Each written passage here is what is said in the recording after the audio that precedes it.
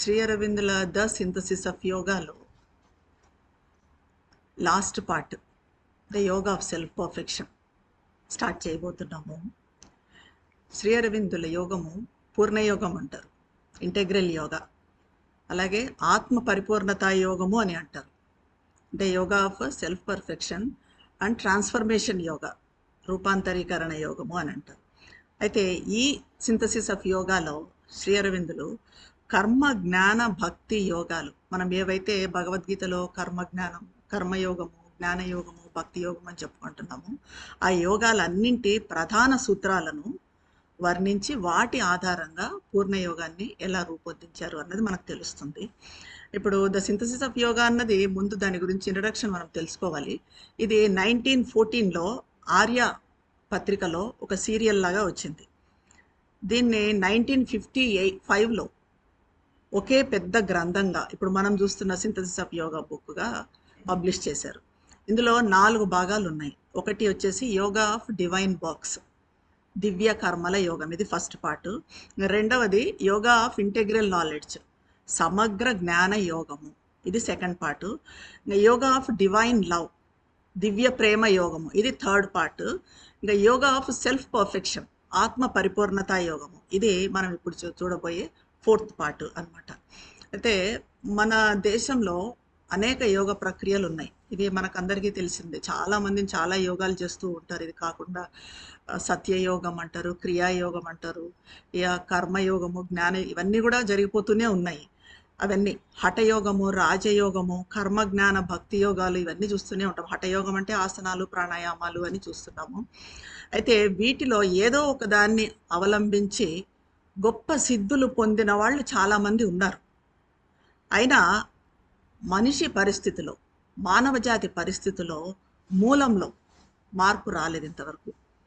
ఎందుకంటే ఇన్ని యోగాలు, ఇంతమంది ఎంతో కాలం, యోగుల కాలం నుంచి ఈ యోగాలన్నీ చేస్తూ సిద్ధులు పొందుతూ వాళ్ళు సాధిస్తున్నారు. వాళ్ళ సెల్ఫ్ సాక్షాత్కారాలు, సెల్ఫ్ రియలైజేషన్స్ పొందుతున్నారు. కానీ మొత్తము జాతిలో, ఈ జాతి చైతన్యంలో మార్పు రాలేదు. ఈ సమస్యలు కూడా సమసిపోలేదు. అయితే దీనికి కారణం ఏంటో తెలుసుకోవాలి. మనలో శరీరము, మనసు, మేధ, ఇచ్ఛ, హృదయము అనేవి మనలో భాగాలు, మనకు తెలిసింది. మెంటలు, వైటలు, ఫిజికలు అండ్ హార్ట్, బుద్ధి, మన సంకల్పము, ఇవన్నీ కూడా. అయితే పైన మనం ఇప్పుడు ఇంతవరకు చూసిన యోగాలన్నీ, మిగిలిన యోగాలన్నీ ఏం చేశాయంటే ఏదో ఒక దాన్ని స్పెషల్గా వాళ్ళ ఎయిమ్గా, ఒక లక్ష్యంగా, అంటే ఏదో మనసును కానీ ప్రాణాన్ని కానీ వీటిని తీసుకొని మిగిలిన వాటిని అంతా కూడా నిర్లక్ష్యం చేశాయి. అలా చేశాయి కాబట్టి మనిషిలో పూర్ణ వికాసం అనేది, కంప్లీట్, ఇది ట్రాన్స్ఫర్మేషన్, కంప్లీట్ ఎవల్యూషన్ అనేది రావటం లేదు. ఈ హఠయోగము శరీరం మీద, ఆసనాలు, ప్రాణాయామం అంటూ, రాజయోగము మనసు మీద, ధ్యానము, కాన్సన్ట్రేషను, ఈ రకంగా అష్టాంగ యోగము రాజయోగంలో భాగమే. ఇంకా జ్ఞానయోగం అన్నది మేధ మీద, కర్మయోగం అనేది సంకల్పం మీద, భక్తి యోగము హృదయం మీద శ్రద్ధ చూపిస్తున్నాయి. అయితే హఠయోగంలో అపూర్వ సిద్ధులను సాధించిన వాళ్ళు ఉన్నారు. మనకిప్పుడు హఠయోగము బాబా కూడా ఉన్నారు. ఆయన పతంజలి బాబా, అమ్మ రామ్దేవ్ బాబా ఎగ్జాంపుల్ ఉన్నారు. ఇట్లా హఠయోగం ఆయన మొత్తం చేసేది. అయితే ఇలా కూడా ఆ యోగాలతో సిద్ధులను సాధించిన వాళ్ళు ఉన్నారు. ఇంకా రాజయోగం ఏం చేస్తుందంటే సాధారణ చైతన్యాన్ని స్తంభింపచేసి సమాధి స్థితిలో విశ్వాతీత చైతన్యాన్ని అనుభవంలోకి తెస్తుంది. సమాధి స్థితిలోకి తీసుకెళ్ళి రాజయోగం అన్నది, మన స్వామి వివేకానందులు రాజయోగం గురించి ఎక్కువగా చెప్తారు. సమాధి స్థితిలో ఆ విశ్వ చైతన్యాన్ని, కాస్మిక్ కాన్షియస్నెస్ను మన ఎక్స్పీరియన్స్లోకి తీసుకొని వస్తుంది. అలాగే కర్మ జ్ఞాన భక్తి యోగాలు, మనకు భగవద్గీతలో చెప్పిన కర్మ జ్ఞాన భక్తి యోగాలు, మానవ అస్తిత్వంలో ఏదో ఒక భాగము ఈ రకంగా ముందుకు పోయినంత మాత్రాన ప్రయోజనం లేదు. సంపూర్ణ మానవుడు పరిణామంలో ముందుకు పోవాలి అంటారు శ్రీ అరవిందులు. ఇదే పూర్ణయోగ ఆదర్శం. ఈ పైన చెప్పిన 5 యోగాల సమన్వయమే మన పూర్ణయోగం, మన ఇంటెగ్రల్ యోగా. ఈ యోగాలన్నింటి ప్రధాన సూత్రాలను, అనుభవంలో సాధించగలిగిన కీలకాన్ని, అంటే ఇవన్నీ ఉండాలి, వీటన్నింటివి మెయిన్ పాయింట్స్ ఉంటూ అన్నీ కలిపి సమన్వయంగా ఒక యోగం తయారు కావాలి. ఆ యోగమే, అప్పుడే మనిషిలో పూర్ణ వికాసం అనేది వస్తుంది. అది ఇప్పుడు శ్రీ అరవిందులు చేసింది ద సింథసిస్ ఆఫ్ యోగాలో. ఇంకా అలాగా అలాంటి కీలకాన్ని కనుక్కోవటానికి తంత్రం అనేది ఉంది, తంత్ర మార్గము అనేది. అది కూడా కొంతవరకు ప్రయత్నించింది, ప్రయత్నం చేసింది.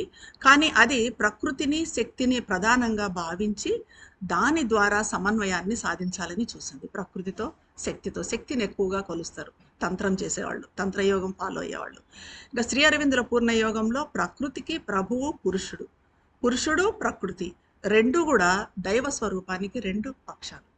ప్రకృతి నేచరు, పురుషుడు సోలు, రెండు దైవం నుంచి వచ్చినాయి. దైవానికి రెండు పార్శ్వాలు ఈ రెండు కూడా. ఈ రెండింటినే మనం ప్రకృతి పురుషులు అంటాం. ఈ రెండింటిని పూర్ణయోగం సమన్వయం చేసింది, ప్రకృతిని పురుషుడిని, నేచర్ని సోల్ని. మనం ఇప్పుడు తెలుసుకోబోయేది the yoga of self perfection, ఆత్మ సంసిద్ధి యోగము. దీన్నే ఆత్మ పరిపూర్ణత యోగము అని కూడా అంటారు. ఇది ఆత్మ పరిపూర్ణత పొందటానికి, మన ఆత్మ పరిపూర్ణం కావటానికి, పరిపూర్ణతను పొందటానికి స్టెప్ బై స్టెప్ సంసిద్ధి చెందటానికి ఏ రకంగా ప్రయత్నం చేస్తుంది అన్నదాన్ని మనకు ఈ మొత్తం భాగంలో ద యోగ ఆఫ్ సెల్ఫ్ పర్ఫెక్షన్లో వివరిస్తారు. ఇంకా స్టార్ట్ చేద్దాము. ఫస్ట్ చాప్టర్ దీంట్లో the principle of integral yoga, పూర్ణయోగ సిద్ధాంతం. మనకు దీంట్లో అంతా అసలు పూర్ణయోగ సిద్ధాంతం అన్నది ఎలా వచ్చింది, వీటన్నింటినీ ఆధారంగా తీసుకొని ఏ రకంగా పూర్ణయోగం ప్రిన్సిపల్, ఆ మూల సిద్ధాంతం అనేది వచ్చింది అన్నది శ్రీ అరవిందులు చెప్తారు. ఒకసారి చదువుతూ మనం ఇది చేసుకున్నామండి. ఎందుకంటే ఇంగ్లీష్ చదివితేనే శ్రీ అరవిందుల వర్డ్స్ పడాలి, అవి పడితేనే మనకి అక్కడ దాని పవర్. అది మనం డైరెక్ట్గా తెలుగులో చెప్పుకుంటే దాంట్లో అంత ఇది ఉండదు. సో ఇట్స్ లైక్ ఇది కూడా సావిత్రి లాగే. సావిత్రి మహాకావ్యం అంత గొప్పది, సింథసిస్ ఆఫ్ యోగా కానీ, లైఫ్ డివైన్ కానీ, ఇవన్నీ కూడా దేనికదే. సో మీరు బుక్ ఉంటే మంచిదే చూస్తే, లేకపోతే నెక్స్ట్ సెషన్ నుంచి ట్రై చేయండి తెచ్చుకోవడానికి బుక్.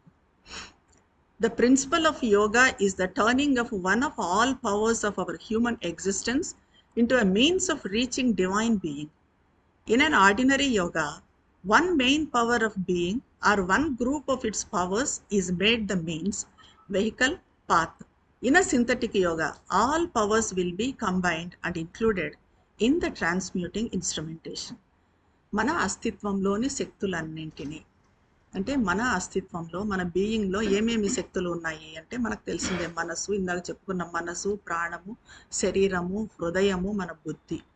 వీటిని దైవాన్ని చేరుకోవడానికి సాధనాలుగా మలుచుకోవటమే యోగంలోని ప్రధాన సూత్రం. ఇవన్నీ మనం దేనికి ఉపయోగించాలి? మనకున్న మనసు, ప్రాణము, శరీరం ఇవన్నీ మామూలుగా నిత్య జీవిత కార్యక్రమాలకు ఉపయోగిస్తున్నాం. కానీ ఫైనల్ గోల్ ఏంటి అంటే డివైన్తో యూనియన్. దానికి మనం వీటిని సాధనాలుగా ఇదే మెయిన్ సూత్రం మనం పాటించాల్సింది. యోగంలోని ప్రధాన సూత్రం ఇదే.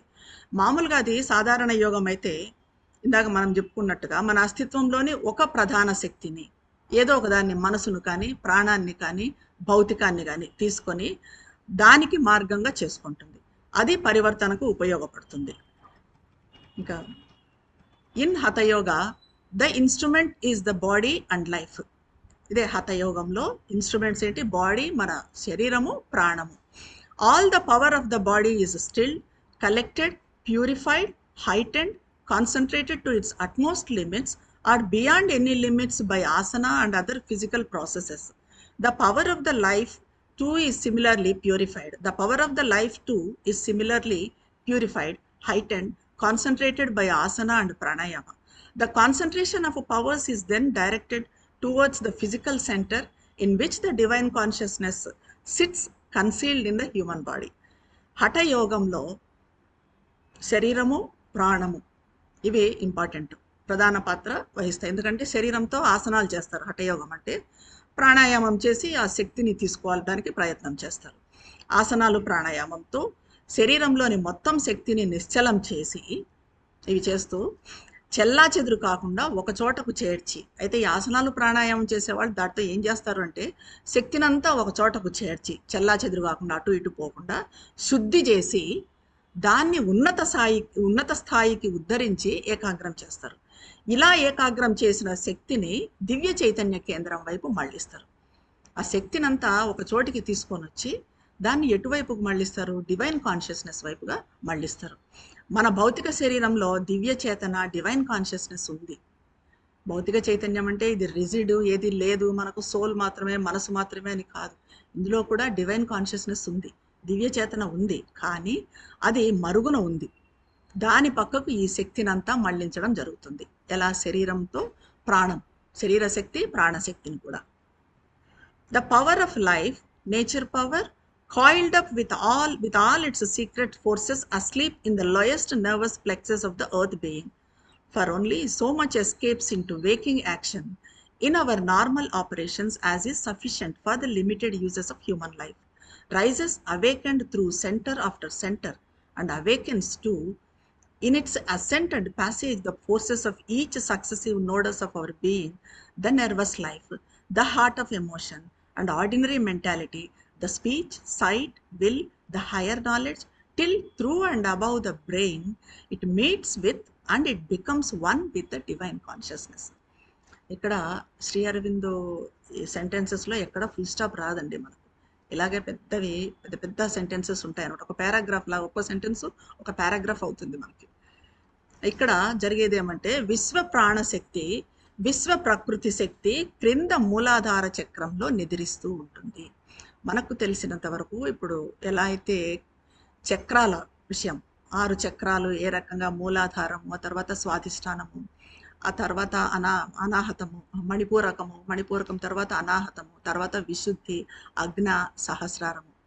ఎలా చెప్తారు మామూలుగా అన్ని క్రియాయోగంలో కూడా ఇదే చెప్తారు. కింద కుండలిని మేల్కొని నెమ్మదిగా మూలాధారం నుంచి ప్రయాణం చేస్తూ సహస్రారం దాకా వెళ్తుంది.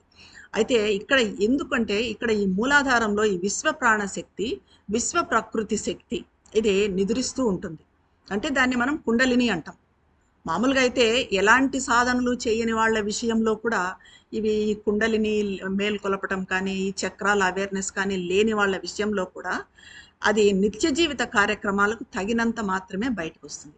అక్కడ డెఫినెట్గా కుండలిని అనేది అందరిలో ఉంటుంది, నిద్రపోతూ ఉంటుంది. అది అక్కడ ఆ విశ్వ ప్రాణశక్తి, విశ్వ ప్రకృతి శక్తి ఉంటుంది. మామూలు పనులు చేసే వాళ్ళలో అది ఎంతవరకు అవసరమో అంతవరకు మాత్రమే బయటకు వస్తుంది.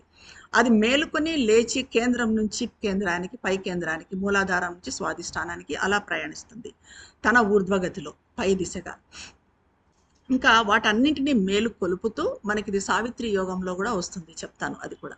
అది ఒక్కొక్క దాన్ని కుండలిని శక్తి అంటే మనం చేసే సాధనలతో ఆ కుండలిని శక్తి మేల్కొని ఫస్ట్ మూలాధారాన్ని టచ్ చేయడము, తర్వాత స్వాధిష్టానాన్ని టచ్ చేయడము, ఆ తర్వాత మణిపూరకాన్ని టచ్ చేయడం, ఇలాగ ఒక్కొక్క శక్తిని అట్లా మేలు కొలుపుతూ పైకి ఊర్ధ్వం వైపుగా ఎంతవరకు మన సహస్రారం వరకు అది ప్రయాణం సాగిస్తుంది. ఇది హఠయోగ విధానం అనమాట. హఠయోగంలో ఇది చేస్తారు. హఠయోగం అంటే మామూలుగా శరీరంతో చేసే ఆసనాలు మాత్రమే అనుకుంటారు. కానీ నిజమైన హఠయోగం అంటే అది భౌతికం మీద పనిచేస్తూ దాని గుండా ప్రాణం మీద, వైటల్ మీద, ఆ వైటల్ గుండా మనసు, మెంటల్ మీద, దాని గుండా స్పిరిచువల్ మీద, ఇన్నిటి మీద పనిచేస్తుంది నిజంగా హఠయోగం చేసేవాళ్ళైతే. నిజమైన హఠయోగం అయితే దాంట్లో కూడా మనం ఏదో భౌతిక ఆసనాలు, ప్రాణాయామాలు ఇవే అనుకుంటాం, కానీ ఇవన్నీ శక్తుల వరకు, స్పిరిచువల్ వరకు అది హఠయోగం కూడా తీసుకెళ్ళగలుగుతుంది. ఇన్ రాజయోగ, అది హఠయోగం గురించి. In Rajayoga the chosen instrument is the mind. ఇది మనకు తెలిసిందే. Our ordinary mentality is first disciplined, purified and directed towards the divine being. Then by a summary process of asana and pranayama, the physical force of our being is stilled and concentrated. The life force released into a rhythmic movement capable of cessation and concentrated into a higher power of its upward action. The mind, supported and strengthened by this greater action and concentration of the body and life upon which it rests, is itself purified of all its unrest and emotion and its habitual thought waves. Liberated from distraction and dispersion, gives a highest force of concentration gathered up into a trance of absorption. రాజయోగం చూస్తే మనసును ప్రధాన పరికరంగా తీసుకుంటుంది. మనకు రాజయోగం అంటే రాజయోగంలో అష్టాంగ యోగం అని చెప్తారు. యమ, నియమ, ఆసన, ప్రాణాయామ, ప్రత్యాహార, ధారణ, ధ్యాన, సమాధి, ఈ రకంగా 8 యోగాలు చెప్తారు అష్టాంగ యోగంలో. సో ఇది కానీ వీటన్నింటికి ఏమంటే మనసును, రాజయోగం దేన్ని ప్రధానంగా తీసుకుంటుందంటే మనసును ఇన్స్ట్రుమెంట్గా తీసుకుంటుంది. వేరే హఠయోగము ప్రాణాన్ని, శరీరాన్ని ఇన్స్ట్రుమెంట్స్గా తీసుకుంటుంది. ఇక్కడ మనసును ముందుగా ఇది ఏం చేస్తుందంటే మనసుకు శిక్షణనిచ్చి శుద్ధి చేసి ఆ డివైన్ బీయింగ్ వైపు, దివ్య పురుషుని వైపు మళ్ళిస్తాం. ఆ తర్వాత ఆసన ప్రాణాయామాల సమగ్ర విధానం ద్వారా మన అస్తిత్వపు భౌతిక క్రియాశక్తిని నిశ్చలం చేస్తాము, కేంద్రీకరింప చేస్తాం. ఇందులో కూడా ఆసన ప్రాణాయామాలు ఉంటాయి. ఇప్పుడు అష్టాంగ యోగం అని చెప్పాను కదా, దాంట్లో యమ నియమ యమ అంటే మనము అబద్ధాలు ఆడకూడదు, సత్యం పలకాలి, అహింస, ఇవన్నీ ఉంటాయి. అలాగా యమ నియమ ఆసన ప్రాణాయామ ఇవన్నీ కూడా దీంట్లో ఉంటాయి.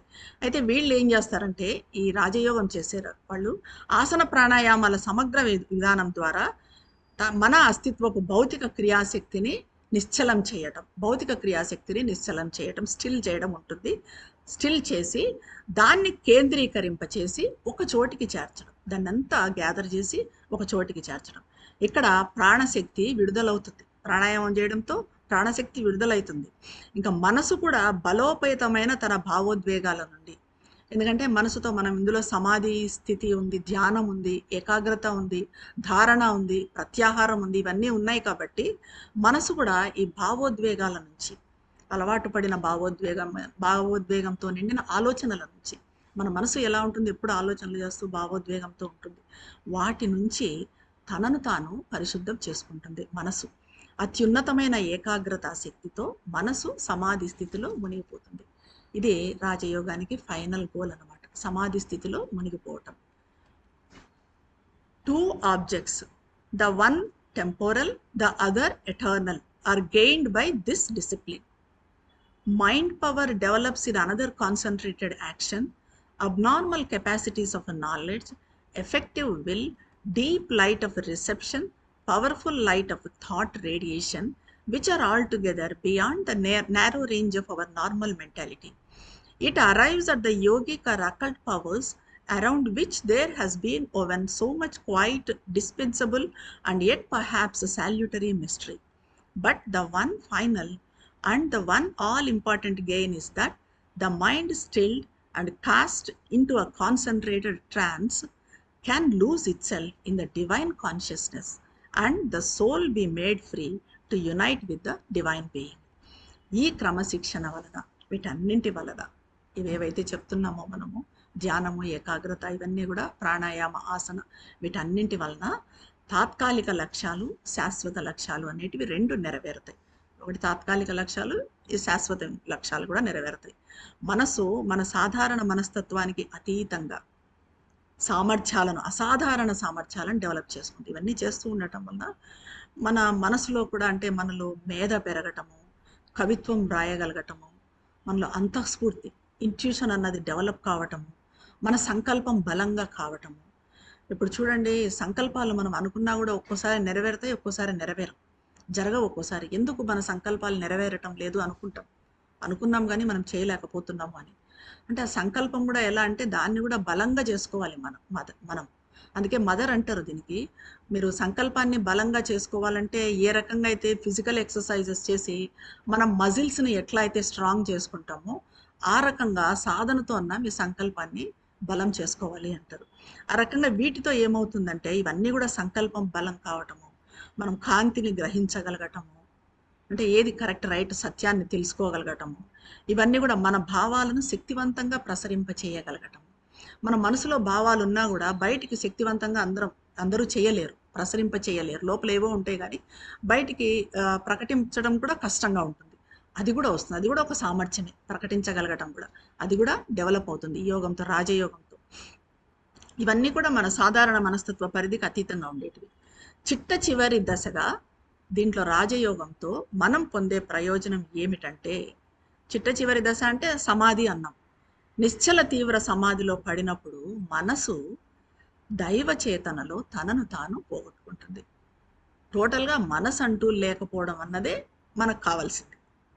ఈ మనసు అన్నట్టు లేకపోవడం ఎప్పుడు జరుగుతుంది? రాజయోగంలోని సమాధి స్థితికి చేరినప్పుడు mind loses it self totally అన్నమాట. అప్పుడు అంతరాత్మకు దివ్య పురుషునితో ఏకం కావటానికి స్వేచ్ఛ లభిస్తుంది. అప్పుడు ఎప్పుడు మనసు తనంటూ తాను లేకుండా తనను తాను పోగొట్టుకున్నప్పుడు మన సోలు డివైన్ బీయింగ్తో, దైవంతో ఏకం కావటానికి, సంయోగం చెందటానికి అప్పుడు స్వేచ్ఛ అన్నది వస్తుంది.